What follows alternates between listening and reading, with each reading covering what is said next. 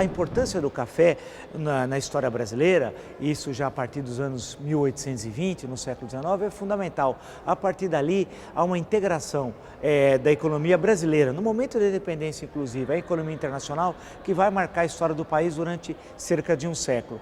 E a história da província e depois do estado de São Paulo, especialmente a partir dos anos 70 do século XIX e a partir dali, já nos anos 90, ainda no século XIX, quando a província de São Paulo e depois estado, já na República, se transforma no maior produtor do café. Então toda a economia gira em torno do café. E quando se fala em economia, você pensa na sociedade, você pensa na política, você pensa na cultura. Quer dizer, o café é aquele que cria a modernidade aqui em São Paulo. É possível dizer que você tem duas histórias do estado de São Paulo. Uma até antes do café e outra após o café. O café é um marco divisório da história paulista.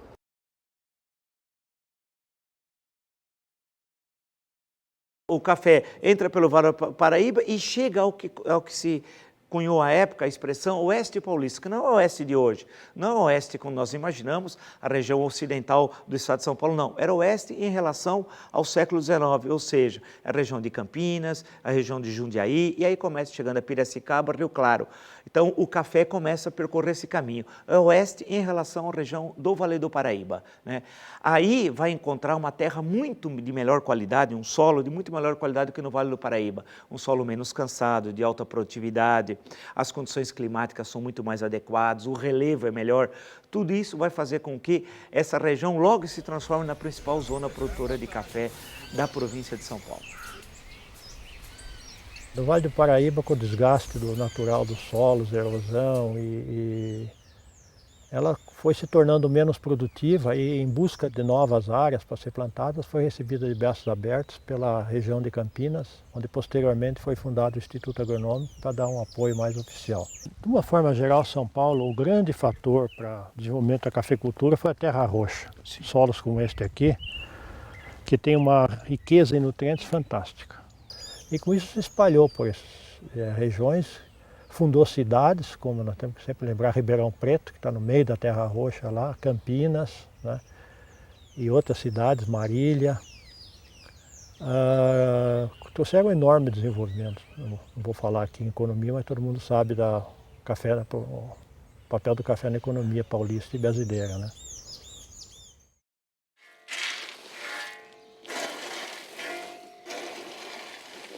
O senador Vergueiro ele vai ter um papel político muito importante, é um elemento ativo no processo da independência, na década de 20, 30, 40 do século XIX, se identifica com os liberais aqui da então província de São Paulo, portanto ele tem uma participação política bem ativa dos negócios públicos da província e do país.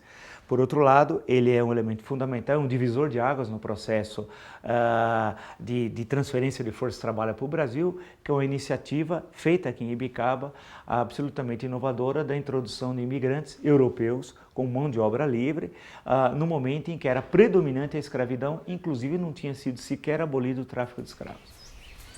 E justamente Ibicaba vai ter o primeiro experimento, se é que é possível usar essa expressão, de trazer mão de obra estrangeira. Vão trazer de alemães e suíços. Para as áreas antigas, sul de Minas, província fluminense, Vale do Paraíba, a mão de obra escrava podia dar conta. Mas para as áreas novas, Campinas, chegando a Rio Claro, né, depois já chegando a São Carlos, não era suficiente. As pressões para a abolição do tráfico se intensificam e sem mão de obra não era possível a expansão da cultura cafeira. E aqui é uma série de documentos da Fazenda Ibicaba, desde o seu auto de posse até livro de contas dos imigrantes, grande parte deles ou suíços ou alemães, dessa primeira leva que chegou em 1846. E que é fundamental nesse processo, ainda muito antes, portanto, do fim do tráfico, que é 1850, antes de todo o processo abolicionista, que é posterior. Portanto, é uma iniciativa pioneira e fundamental nesse processo da chegada dos imigrantes e da adaptação dos imigrantes à nova terra e à cultura do café, né? A chegada de mão de obra livre num país que tinha 3 séculos de escravidão não era fácil. Não só a convivência dos fazendeiros com outra relação de trabalho, como a sociedade era baseada em valores escravistas. Aqui estão chegando imigrantes livres, muitos eram protestantes, não eram católicos. É importante destacar que a Constituição de 1824, a Constituição Imperial, a religião católica era a religião oficial Por exemplo, se morresse um protestante, aonde ele seria enterrado? Só havia, durante largo período da monarquia, só havia cemitérios católicos. Então, há uma série de problemas que envolvem a vida cotidiana da vinda dessas famílias para cá, né?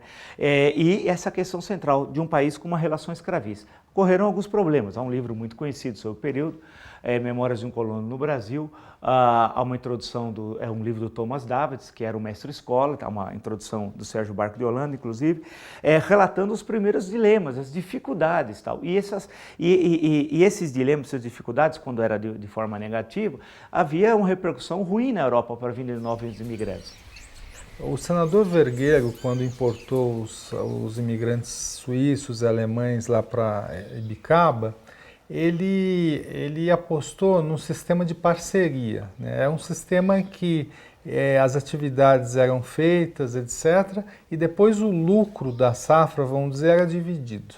É claro que isso tinha problemas, porque num ano em que a safra era ruim, os colonos acabavam passando fome, porque não havia... E havia também muita desconfiança dos colonos em relação ao que o fazendeiro havia apurado como lucro. Não havia hábito ainda dos fazendeiros em São Paulo de se trabalhar com a mão de obra livre. O costume era trabalhar com a mão de obra escrava, onde não há direito algum.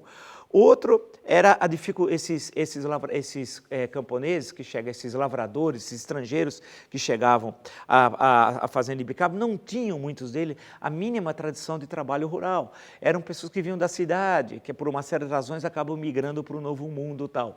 Outro, as dificuldades desses contratos de parceria. Havia exigências excessivas sobre o trabalho imigrante, que tinha de pagar a passagem, tinha de pagar os custos iniciais de manutenção. E no caso do café, o retorno demora muito tempo, de 4 a 5 anos. Em suma, surge uma série de acusações de que eles estavam tendo tratamento idêntico ao que o escravo. Inclusive, esse imigrante não quer morar vizinho aos escravos, quer distância de moradia em relação aos escravos e tal.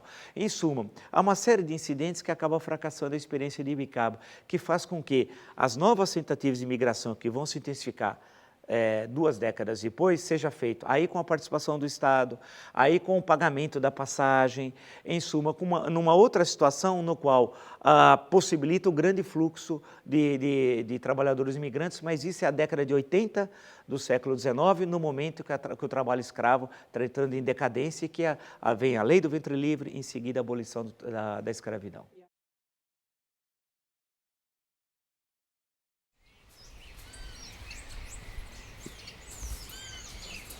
Nós estamos aqui na Fazenda do Pinhal, hoje no município de São Carlos. Essa fazenda antecede a criação do município de São Carlos, né? Essa fazenda é dos anos 30 do século XIX, portanto antecede a criação do município de São Carlos, como outras fazendas na expansão cafeeira se instalaram primeiro como fazendas e depois em regiões próximas acabaram sendo criadas as cidades. Aqui é importante por várias razões. Uma delas, inicialmente você tem a adoção da mão de obra escrava, nessa expansão aqui pelo oeste, mas aqui se realiza, isso já nos anos 80 do século XIX, uma experiência em larga escala no momento do fluxo da chegada de mão de obra imigrante, especialmente de italianos, no sistema de colonado. Essa mão de obra vai substituir a mão de obra escrava, especialmente ali já no final, quando a abolição da escravidão, em 1888, portanto no final da década, começa a chegar os grandes fluxos, principalmente de italianos. Qual o significado aqui dessa fazenda e dessa região no processo da chegada dos imigrantes e na transição do trabalho escravo para o trabalho livre? Essa fazenda aqui presenciou exatamente essa transição da mão de obra escrava para uma mão de obra imigrante, sobretudo a partir dos anos de 1880, um pouco antes da abolição. E a partir daí a imigração vai crescer muito, né? E isso vai ter um impacto enorme na formação da população do estado de São Paulo como um todo. Um temor que havia para a imigração se desenvolver era justamente que os fazendeiros estavam acostumados a tratar os escravos e os imigrantes, obviamente, enquanto durou a escravidão, eles tinham receio em vir para o Brasil. O Brasil, por exemplo, perdeu muitos imigrantes em relação à Argentina por causa disso. A Argentina a abolição foi feita anteriormente. Então, mas a partir do momento em que o trabalho livre se implantou, bom, aí você tem essa avalanche de famílias, é uma imigração com característica familiar, porque o regime de trabalho é o que a gente chama de colonato. O que é o colonato? A família vem, é contratada e, dependendo da época do ano, ela faz uma determinada atividade, às vezes planta, às vezes colhe, mas de qualquer forma a família era responsável por um certo número de pés de café, seja para plantar, seja para colher, seja para cuidar, e era assim que se desenvolviam as relações entre proprietário e imigrantes. E as fotos desse período registram a participação direta de famílias, nós estamos falando de famílias imigrantes, né, na economia cafeira, no plantio, no cultivo e na colheita e tal. O sonho dos imigrantes ao virem para o Brasil era, obviamente, ter acesso à terra como proprietários. Isso, no começo, foi muito difícil. Fundamentalmente, havia um conflito grande entre, vamos dizer, a intenção ou, às vezes, até a ilusão de que as famílias de imigrantes, ao chegarem a São Paulo, iriam imediatamente ter acesso à propriedade da terra, né? E, na verdade, a concentração fundiária no Estado, que era muito grande, quer dizer, a terra era, vamos dizer, quase que monopolizada pelos grandes fazendeiros. Então, isso gera uma série de conflitos. Era comum, eu vou mudar para tal fazenda, porque lá eu tenho uma condição de vida melhor, lá o fazendeiro me permite plantar cultura intercalar entre pés de café ainda em formação, e isso aumenta a possibilidade de eu acumular um certo capital. Lá a minha família é tratada melhor do que aqui, as condições de remuneração são melhores. E isso, obviamente, era um problema para o fazendeiro. O fazendeiro queria uma mão de obra estável, sobretudo em época de colheita, onde a exigência de mão de obra era muito maior. Eu acho a história de São Carlos muito interessante, justamente porque é um município que teve que enfrentar essa transição da mão de obra escrava para a mão de obra imigrante. Então, é uma região privilegiada para se observar, vamos dizer, quais os dilemas, quais os conflitos que, vamos dizer, ao final do século XIX. É bom lembrar que esse processo, a economia cafeira, é uma economia de mobilidade. Essa é uma característica da história de São Paulo, é uma cidade de classes. É bom lembrar, não é uma cidade estamental ou uma sociedade de casta, é uma cidade de mobilidade. Isso explica que em 1900, os dois maiores plantadores de café eram um alemão e um italiano. É o Schmidt e o Lunardelli. Eu costumo dizer um pouco que os filhos dos imigrantes herdaram, vamos dizer, as cidades médias do oeste paulista, porque de alguma forma os fazendeiros perderam poder em decorrência da debacle do café, da economia cafeira, e os imigrantes um pouco é o que movimentaram a cidade, seja industrializando, seja em atividades comerciais e atuando também na política.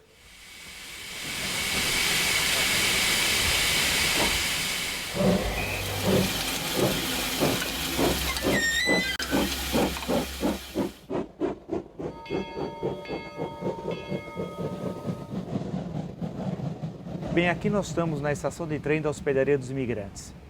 Essa hospedaria foi inaugurada no final da década de 80 do século XIX e que recebeu dezenas e dezenas de milhares de famílias de imigrantes que vinham da Europa ou de certas regiões da Ásia, do Oriente Médio em especial, inicialmente, depois vinha até do Japão, chegavam no Porto de Santos, do Porto de Santos por via ferroviária até aqui, e daqui onde temos aqui a hospedaria aqui ao lado, assinavam os contratos de trabalho e dirigiam-se para as fazendas no interior da província ou, já a partir de 1889, do estado de São Paulo. Portanto, se é possível falar um local onde começa a vida de tantos sobrenomes de origem portuguesa, espanhola, italiana, especialmente sírio-libanesa e depois japonesa, é esse o local. A partir daqui eles iam para o interior do estado. Alguns chegaram a permanecer inicialmente mesmo já na capital. Portanto, isso aqui faz parte da história do estado de São Paulo e da história de milhares e milhares de famílias. As ferrovias, o seu traçado, a sua expansão está intimamente vinculada à expansão cafeeira. De um lado, ligando primeiro a capital ao litoral, a Santos, e depois às zonas mais próximas como Jundiaí, e depois esse processo de interiorização do café, que logo atrás foi indo a ferrovia, na região chamada época de Oeste Paulista. A ferrovia, ela é parte da história de São Paulo, especialmente na segunda metade do século XIX até cerca das décadas de 30 e 40 do século XX. Quer dizer, falar em São Paulo é necessário nesse período falar das ferrovias. A principal finalidade, né, da ferrovia era escoar a produção cafeira no sentido do Porto de Santos, né? Então, é uma questão que se colocava muito forte na época, para onde iria os novos prolongamentos ferroviários, para onde que a ferrovia deveria se expandir, né? Essa discussão era muito travada no âmbito das assembleias legislativas da província de São Paulo, né? Então, os grandes fazendeiros, eles faziam uso do poderio político que eles detinham nas regiões para pressionar o governo em favor dessas concessões, desses direitos de exploração das linhas, né? Porque o objetivo da grande maioria dos fazendeiros era exatamente esse, né? Que o traçado passasse muito próximo às suas propriedades, enfim, para que sempre visando a redução do custo do transporte, do frete cafeeiro.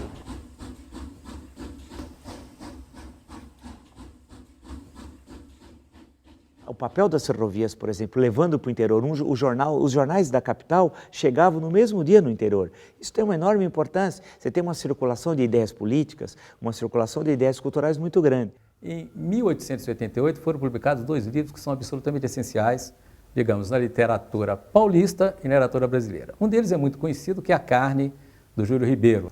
Mas também em 1888 foi publicado um outro romance, que é Cromo, do Horácio de Carvalho. O Paulista e a Sociedade Paulista, ela é vista por esses 2 romances, tanto A Carne quanto o Cromo, não como uma espécie de sociedade arcaica se comparada à sociedade fluminense. Agora é o contrário.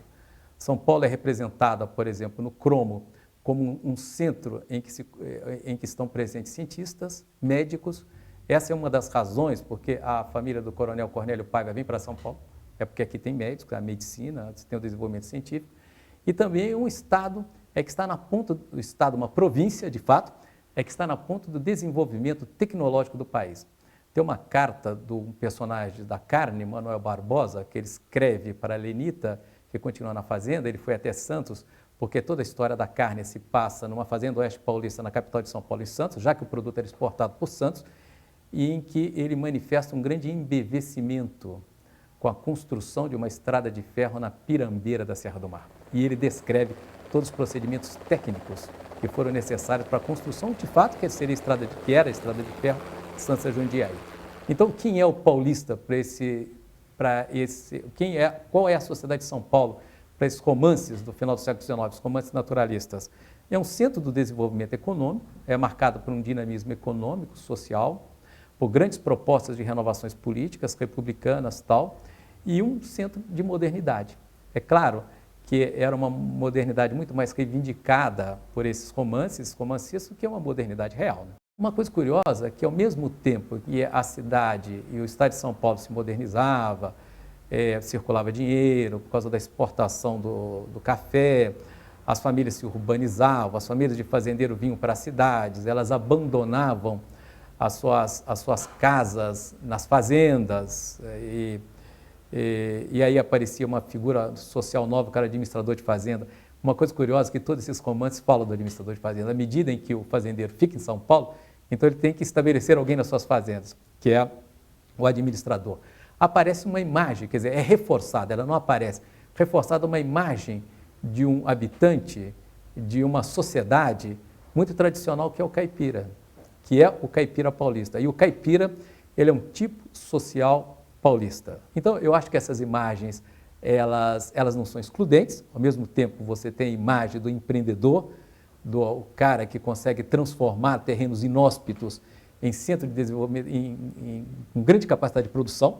Quer dizer, ele era floresta, agora não tem mais, aquilo ali produz café, esse café é exportado, entra dinheiro, há um dinamismo social. Há descrições da cidade de São Paulo nesses romances do final do século XIX, que são descrições extraordinárias, em que eles mostram que a casa de taipa ela vai sendo substituída por construções mais sólidas, porque a cidade, até 1870, basicamente, é sobretudo uma cidade de taipa, né? Esse modernismo vai derrubando toda esse tipo de construção e estabelecendo construções mais sólidas, tal, e tudo isso é enaltecido.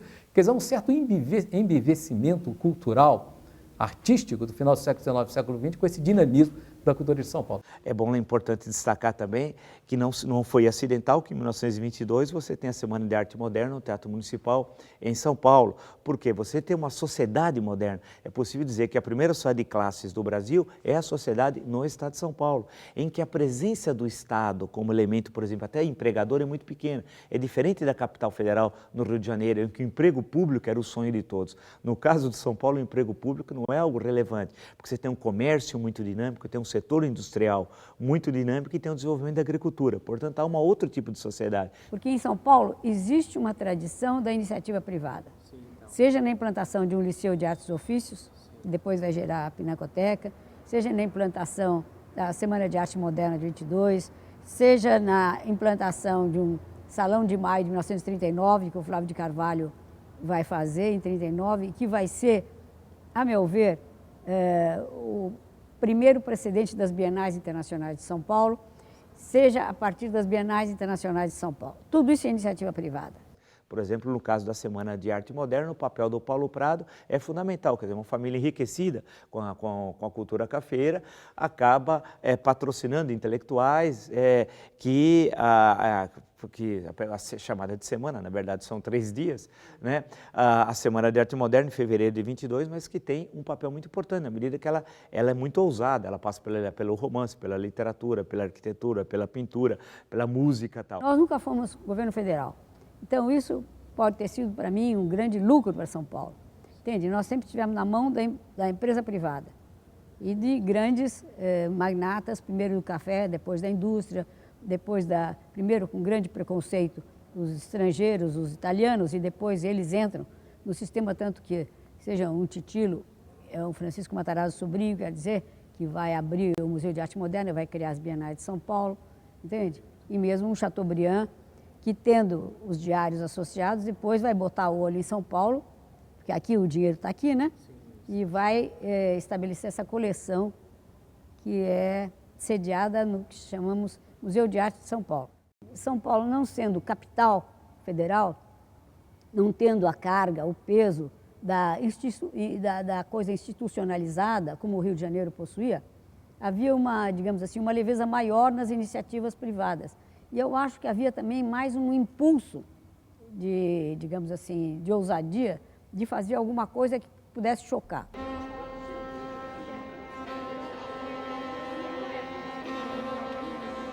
A primeira Bienal eu acho que foi tão importante para São Paulo e mesmo para o Brasil quanto a Semana de 22.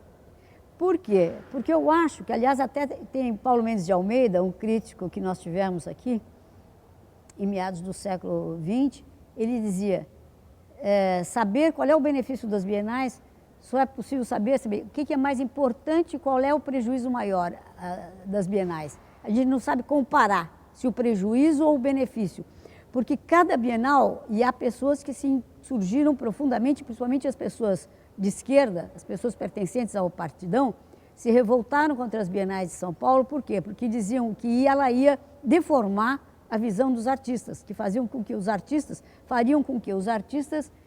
começassem a copiar os modelos estrangeiros. E, de uma certa forma, isso era verdade, porque tudo o que acontecia numa Bienal, na Bienal seguinte, a gente viu uma versão nacional nas salas do Brasil, da representação do Brasil, tentando, digamos assim, assimilar aquelas tendências apresentadas na Bienal anterior.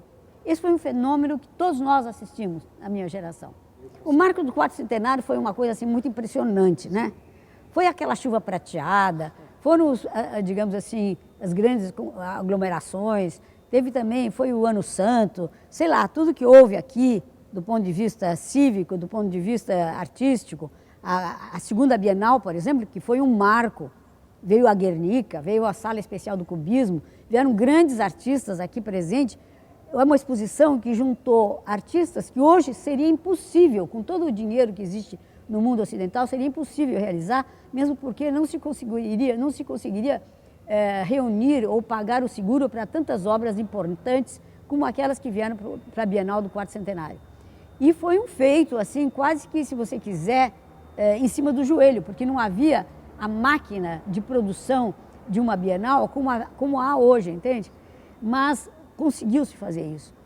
E o que eu me pergunto também é isso, por que as pessoas sempre se detêm apenas no Quarto Centenário? Tá certo, o Quarto Centenário, São Paulo, do ponto de vista urbanístico, ganhou, assim como em 1922, São Paulo tinha ganho alguns monumentos públicos muito relevantes, como é o caso daquele grande monumento que a colônia italiana ofereceu, que está ao lado do Teatro Municipal, digamos assim, entre outros monumentos e outras melhorias urbanas.